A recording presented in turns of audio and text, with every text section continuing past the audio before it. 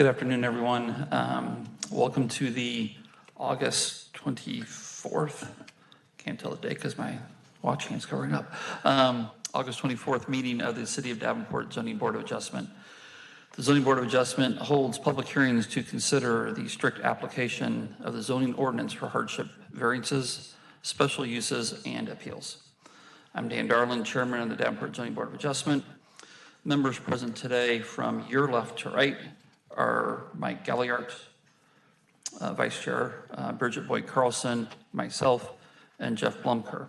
Staff present today are Scott Copes and Attorney Mallory Bagby. If you have mobile devices, please turn them off as it may interfere with the room's electronics. As we conduct our business, we expect that everyone here will conduct themselves in a respectful, courteous, and civil manner and will speak only after being recognized by the chair. The only exception to this standard is that the staff is expected to interject when necessary to ensure we are properly conducting our business. If anyone wishes to speak on a particular agenda item, you will be provided an opportunity to do so. When recognized by me, please step up to the podium, introduce yourself, and provide your input. By practice, each person is only permitted one opportunity to speak. The exception to that practice is at my discretion. Of course, if a board member asks a question of anyone, they'll be permitted to speak to answer that question, but I'll ask that you keep your response limited to that specific question. Are there any corrections to last meeting's minutes? Hearing none, may I have a motion to approve? So moved. Second? Second. All in favor say aye. Aye. Opposed? And motion passes. First item of business is a request for HV 23-12 of John Trimble at 6230 Telegraph Road for a hardship variance to construct a 1,920 square foot detached garage. We'll get the staff report on that in a minute. Is the applicant here? Okay. May I have the staff report, please? Hey, Scott, hang on a second, sorry. Let me say for the record, this is a second time we've seen this. It was tabled at our last meeting, so this is the case from last meeting that was tabled, and we're gonna go over it again. So go ahead, Scott, sorry. Scott Copes, DNS, and as you said, we're here to review it a second time. So my presentation's about a little bit briefer than last time. But just to recall some of the pertinent facts, the proposed size is 40 by 48. It's a pole barn construction. It's nearly 2,000 feet. It's 1920 is what's proposed. Allowed by right is an 800 square foot detached garage. If this is approved, the garage area on the property would exceed what's allowed by 920 square feet. This is the site. I took this a step further. This is a new slide. It shows to scale where the proposed garage is going to be. I looked at the site plan they submitted. It's 40 feet from the north property line, and I think they said 20 from the west property line, so it's in the right location, and it's to scale. This is their submitted plan, except for the red outline, which I didn't take off of here, but that red outline is not theirs. So this is the table for garage living space, which says that they can have 50% of the living area, which in this case is 900 or 800 square feet. Now this slide is just kind of a reminder that garages are permitted as accessory structures to a dwelling use. If there was no dwelling on this property, there couldn't be a garage unless there was some agricultural use on the property. This just kind of goes through our calculations a little bit. It shows, this is from the tax card of Scott County. It shows gross living area is 1,600 square feet. And the existing garage is 600 square feet that's attached to the house on the west end of the house. This is a slide showing the area of the proposed garage. The proposed garage is both the green area and the gray area. What they're allowed is in the green area. And so again, they could have a 20 by 40 garage without a variance. This is just their site. I did go through our submitted E-plan submittal, and I did find these building elevations there. I don't know if you can read the directions underneath them, but they're not accurate. The bottom right is facing south towards Telegraph. That's where the doors are. We have done notices. We have not had any comments from any adjacent property owners. And staff's analysis has not changed. The petitioner has not demonstrated practical difficulties or particular hardships associated with this property that are based on physical characteristics of the property, which is what the court looks at. The court doesn't look at economic reasons. It doesn't look at convenience to the petitioner. So item number 1, application of the ordinance creating a hardship has not been met. Item number 2, physical and topographical conditions limiting the use of the site have not been met. Unique circumstance has not been established, and protection of essential character has not been established. Staff recommends denial. All right, thanks, Scott. I would make one clarification. Scott, you misspoke when you said that the proposed building would exceed the allowable limit by 900 square feet. It would actually 120, exceed it by 1,120 square feet, 1120. which is in the request. Right, the 1920 minus 800. I just wanted to clarify. Thank you. Okay. All right, thank you. Thanks, Mallory. Any questions of the board to staff? Okay, I have one. I have one question. So if I'm right, there's almost 2 different measurements at play. So the detached garage can be 50% of the living space, which is the 800, half of 1,600. But then also there's a total accessory. So the detached garage, the attached garage can also only be a certain percentage of the living space, right? That's nearly correct. So if you add up all the detached structures, they cannot exceed 100% of the footprint of the building. So the attached garage wouldn't account for that. So in some of our figures, we talk about the total garage area on the property, but that's just for your edification. It's not necessarily written that way in the code. Okay. But there is the other factor that I thought you might get to is if you exceed the size of the dwelling, then the other question that comes into play, is this an accessory use or is storage the primary use since it is larger than the primary use in area? So not only is it greater than 50, it's greater than the size of the living space, which then flips the principal use of the property. Correct. Okay. I was almost right. Okay, any other questions? All right, thank you.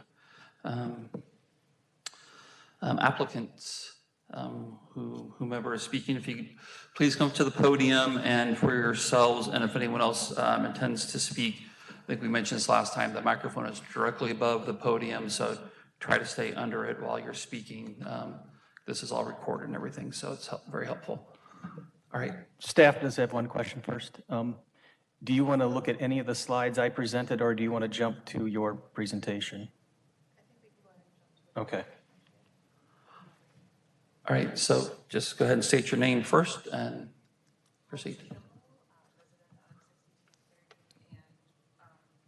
Part of the requesting to vote that is HB 23-12.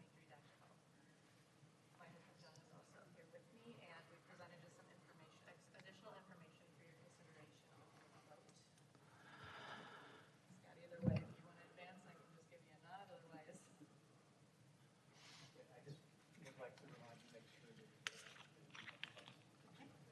Perfect.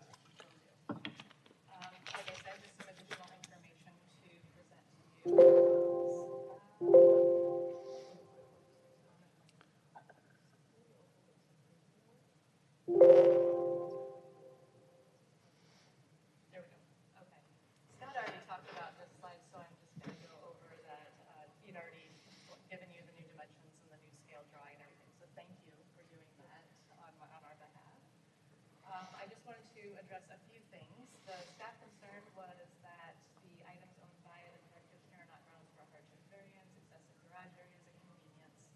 I just want to reiterate that the assets that we do own and want to protect within our requested accessory structure, we do need to maintain these items in good condition in order to take care of not only our own property, which is almost 2 acres, but also the properties of our aging parents. John's parents live just to the north of us in one of the other neighboring properties, but my mother also lives within drivable distance. So we do snowplow removal and lawn care and those, and as they get older, we want to have these devices and these machines to be able to care for not only our own property and keep it looking well, but also those of the others.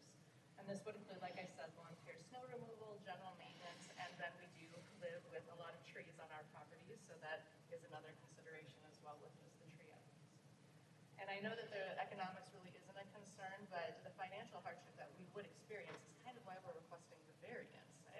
It's twofold in my eyes. It's not only that we would be protecting our own assets against damage from the squirrels and mice and chewing and needing to replace those, but it's also that idea of housing it so that we can keep it as a sightly property rather than an unsightly property for all of the neighbors that may move in now or currently live around us. Again, with the plight of the owner and due to unique circumstances that do not apply to the majority, adjacent neighborhood non-conforming properties are not a unique circumstance to this property was the staff response. Our property at 6230 is actually 0.3 miles away from the city line on the west end of town. We went in to go down the road further towards Utah is actually about 0.2 miles, so we were guesstimating that it's less than a tenth of a mile to the city line from there. Along Utah Avenue, it's a very rural area of town. We have numerous large accessory structures that are built on several properties. Again, along Telegraph Road, as far east as Fairmount Street, there are numerous large structures where the properties do turn more urban in layout. So it's not out of character for this to be built as we said in our original meeting. Granting the request would impact the character of the neighborhood with this overly large accessory structure. The area where we are planning to build is a well-established area of Davenport, very stable values with everything. The structure would neither detract from nor increase any of the surrounding property values. Most of the homes along the nearby roads, as I've said, have large accessory structures on their properties. And I just wanted to make sure that you kind of had an overview of visuals for everything. So I did print out a couple copies of these because if you're like me, all of the 6s start to run together as far as the property locations. So John's going to bring you a copy of that just to have as your reference, because what I have coming up next is just a series of I think those are in, that's these. locations. Okay, So I've got it. kind of gather what the view is. And as we go forward and I start referring to all of the 6s, it'll be like, wait, which one was that? So that's just to have in front of you as we go forward. This is looking up our driveway right now. And if you can tell, right back here is pretty much the only place that the shed will be shown from Telegraph Road as you're driving from west to east. So blink and you miss it type of an idea, because that's really what happens with our house at this point in time. There would be minimally visible behind the existing house and attached garage, and like I said, minimally visible as drivers going by. This is just a zoomed in photo. You can kind of see our little mini excavator planted right there. So that is literally the area right there, because this would probably be the westernmost wall, just to gauge where everything is there. As we drive further east down Telegraph, you'll notice the little red barn in this picture. The accessory structure we're requesting is actually going to be built to the west of that. So at this vantage point, again, not much sight difference. You won't be able to see the accessory structure once it's built. This is even further down. So this is the driveway, if you will, on your diagram, the driveway that kind of goes up to the other houses and winds up to that house to the north.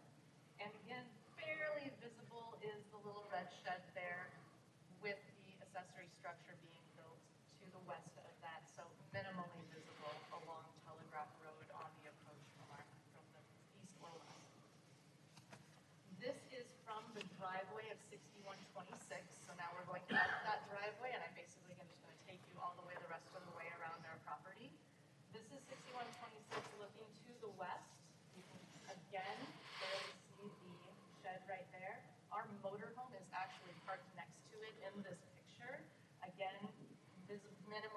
visible, and we do have a signed statement from our neighbors saying that absolutely we do not object to this building in any way, shape, or form.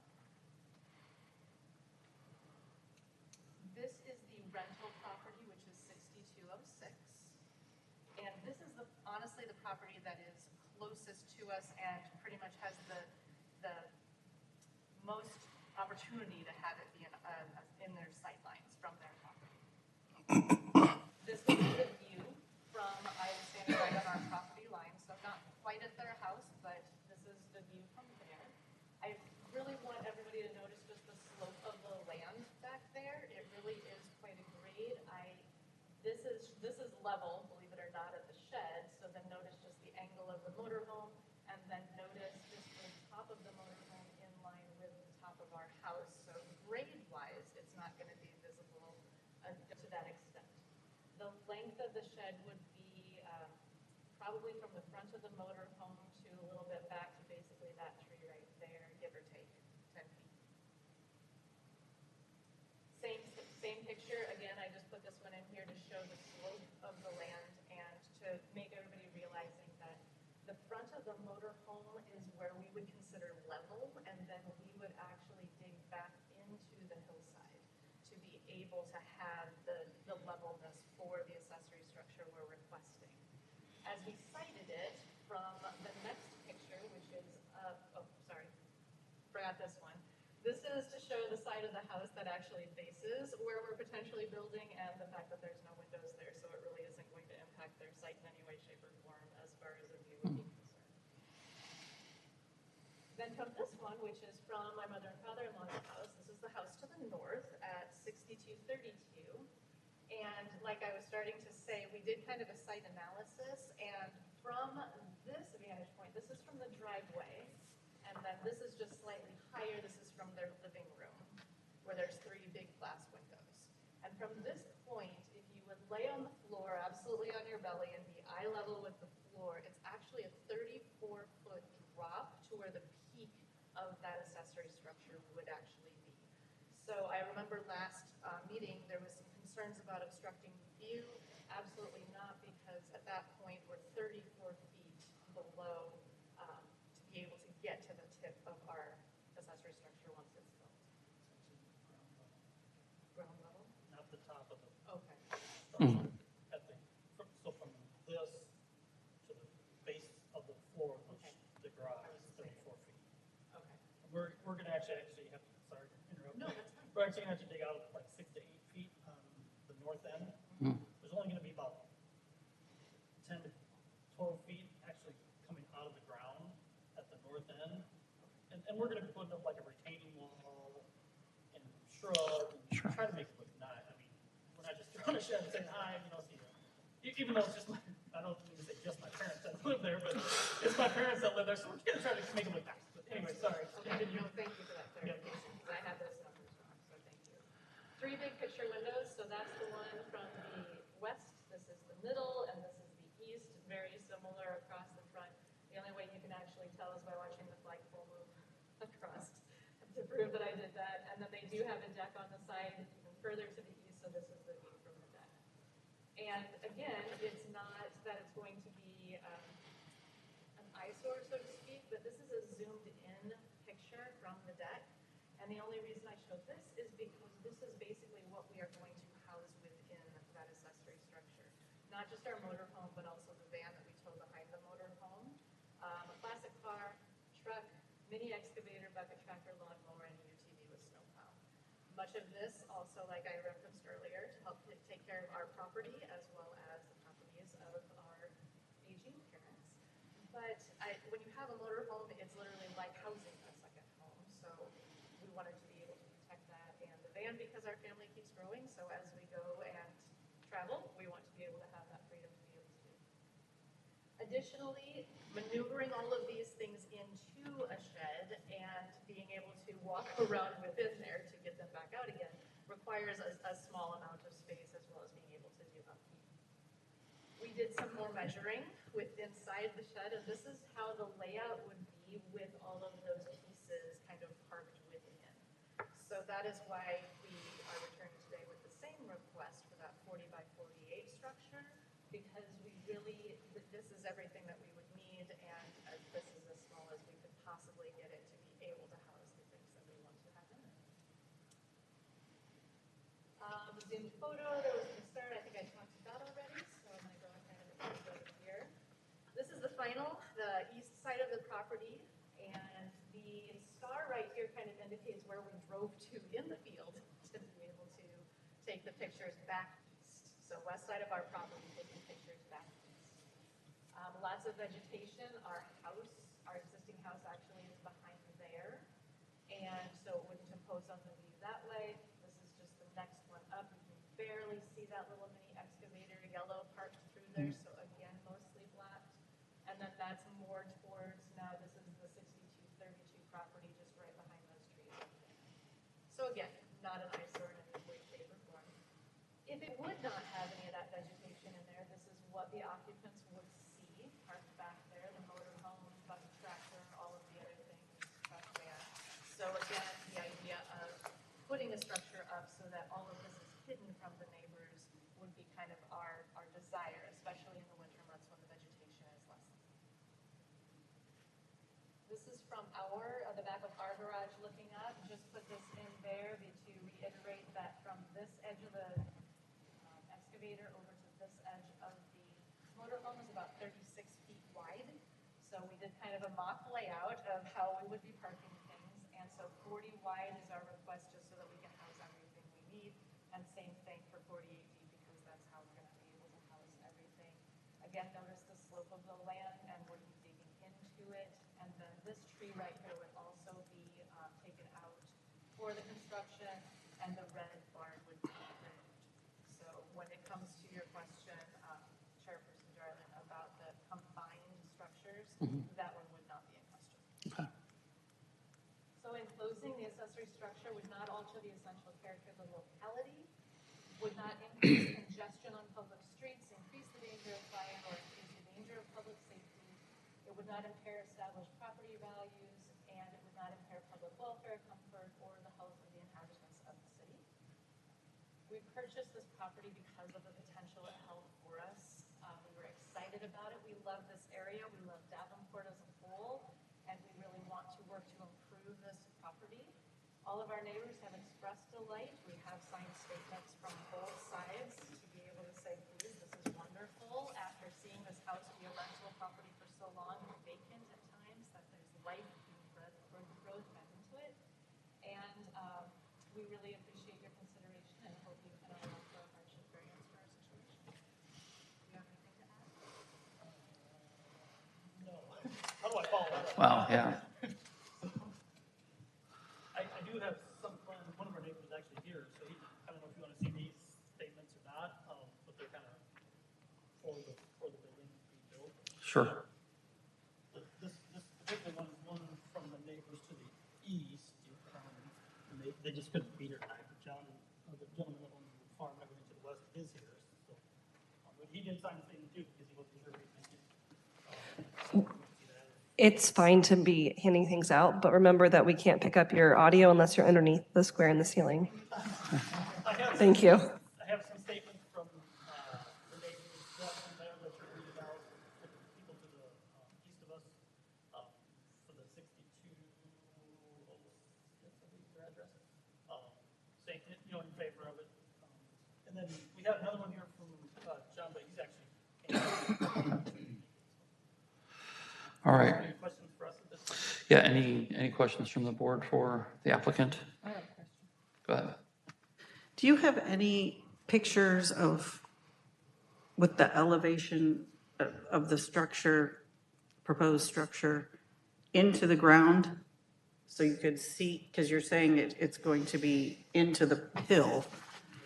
So is there any picture, even a drawing from your contractor or whatever, that would show, like, what portion of the building is going to, yes?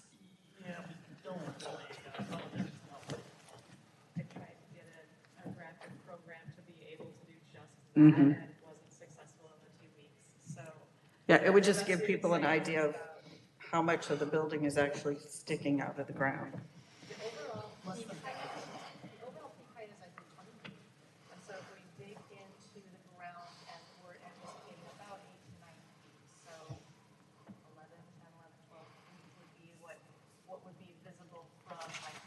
All right. And actually, it falls off even farther to our home. Sure. Yeah, I mean, it drops, and really drops. Mike? Yeah, you mentioned the statement from the rental property 6206. Was that the renters that made the statement or the owner? The statement that we had is actually the one further to the east. Oh, at 6120? Okay. Yes, I'm sorry, I said wrong, yes. So who's the owner of 6206? He actually, they live in, they just rent it out. Yeah. It's actually vacant. That's what people have bought our house from. His name is Mike something, I don't remember. Yeah. He did not, he was all for it, but he wasn't here. I mean, they don't live there, so I Yeah. barely see him. Yeah. Okay. Communication that we've had from him was very positive. Okay. Absolutely no problem. All right, Jeff? Okay, Mr. and Mrs. Darling, or Trimble, I'm sorry, just spoke to Dan Darling. With all due respect, let me try to properly frame up the most egregious aspect of your hardship here. You've collected enough assets that you need to come before this forum and ask for an exaggerated variance to store those assets in the manner that you desire. Does that sound accurate? Yes. Okay, thanks. Okay. Any other questions? All right, thank you very much for that presentation. Very well done. Is there anyone in the audience who would wish to speak in favor of the request? My name is John Curtis, Dan Garland, committee members. I see no problem with building this as a neighbor to that property. I live at 63. I have a rental property at 6320, it's the farm ground around it. I have no problem with this building being built. However, and the biggest however, is that we have an asphalt company out there that build a shed, and they're doing asphalt work at the foot of Fairmount, or Vermont and Telegraph. You know about JC Landscaping up there. You know about the businesses that have been built out there. My only concern is that this property, this warehouse, would not be used for any business purposes. It would remain part of the property. When the property is sold, it would be a covenant that it could not be developed as a commercial enterprise. This shed is strictly and only for personal use only. John did give me a letter.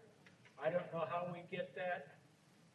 If this is agreed to, I'd want that recorded as part of the property so that if and when we did agree to do this, that it was also clearly understood that it could never, ever be used as commercial property. Am I explaining myself correctly? Yep, I completely understand. And if we were to do that, we would put that in as a condition in our motion, so. And I asked him for a letter stating that that's true, and that's for him and anybody else he might sell it to. Okay, Other than that, I have no objection to it. I appreciate it. Thanks for your time. Thank you, folks. Anyone else?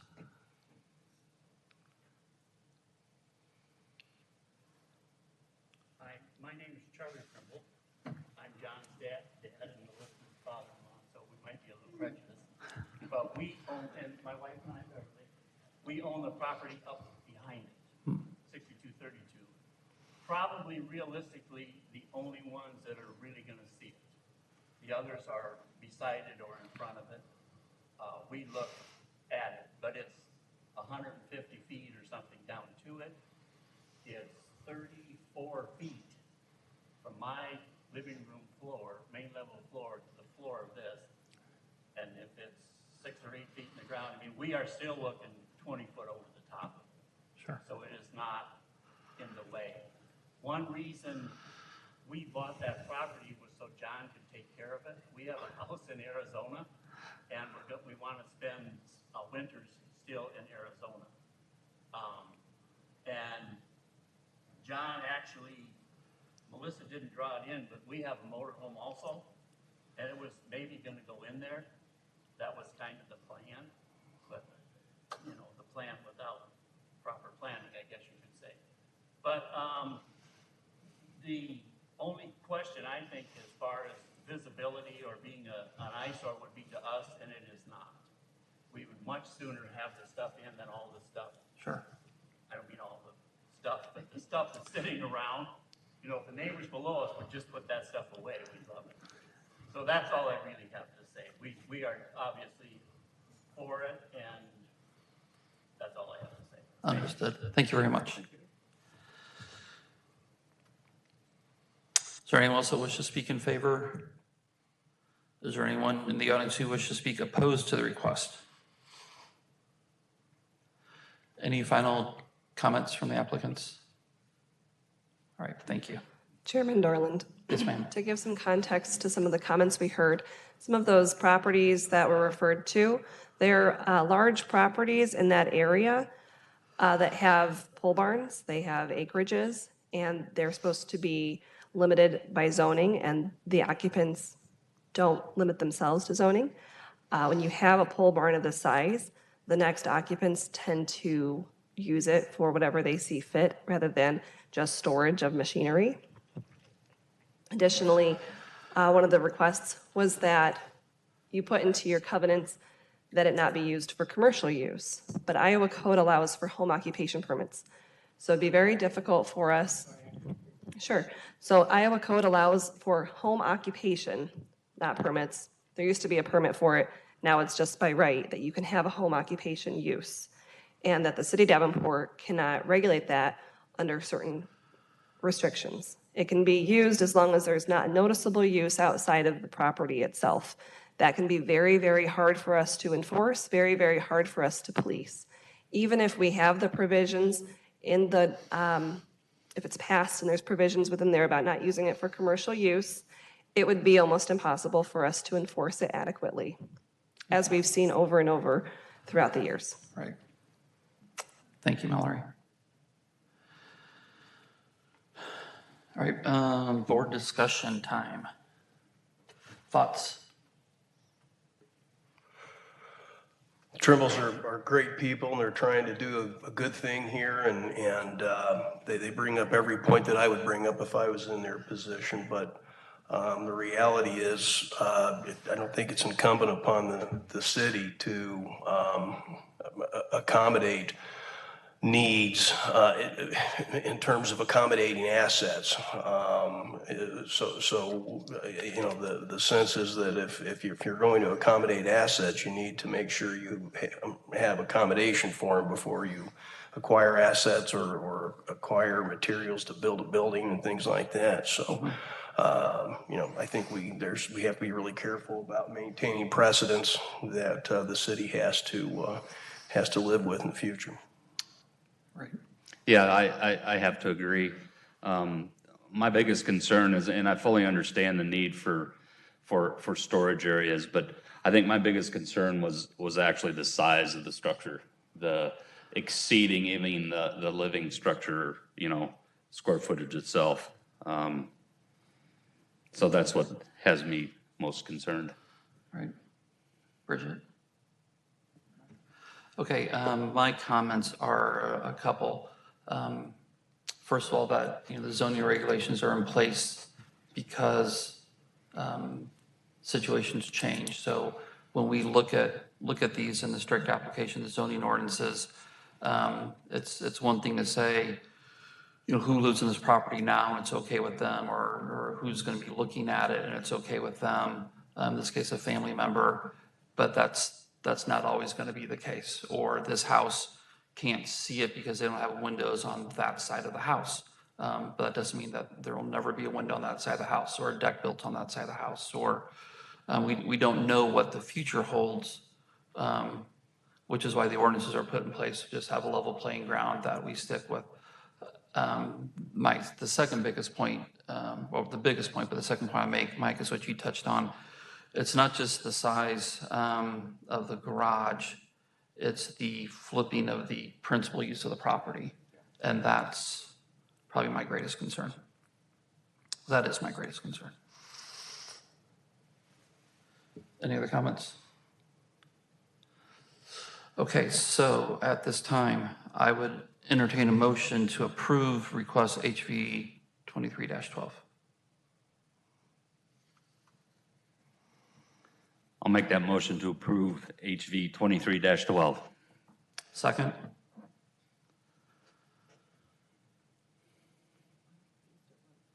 Okay, yeah, let's go back through this.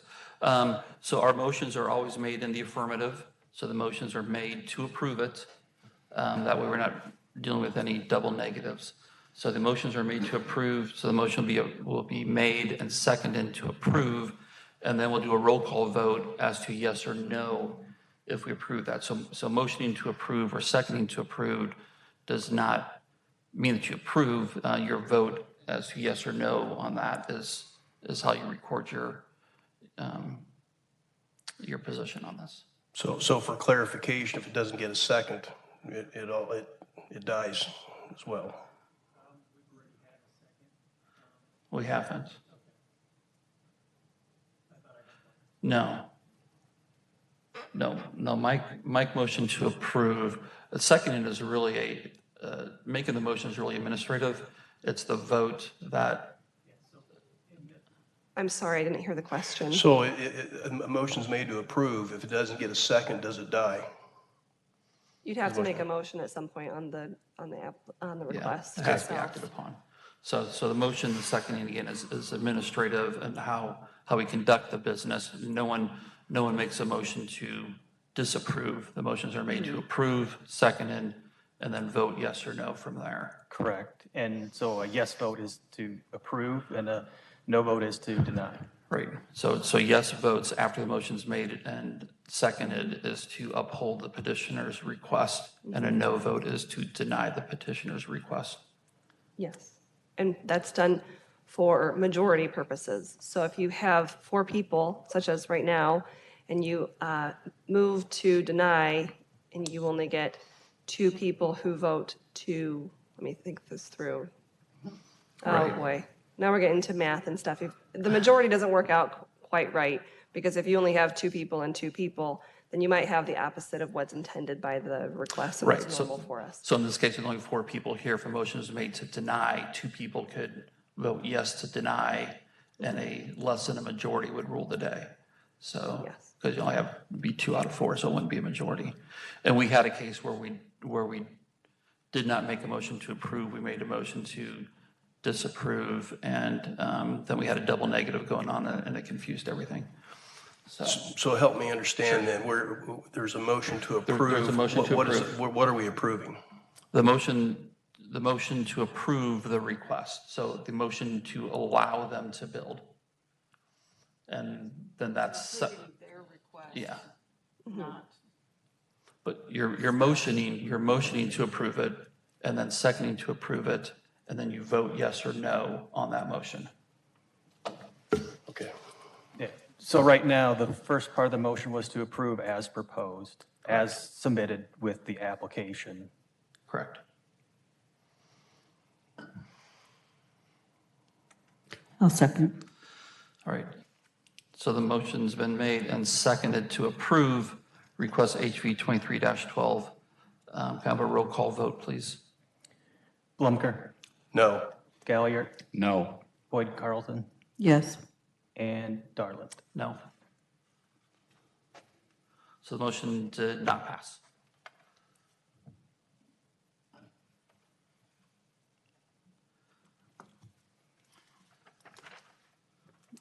There is no other business in front of the board today, so I will take a motion to adjourn. I'll make a motion to adjourn. Second. All in favor? Aye. We stand adjourned. Thank you.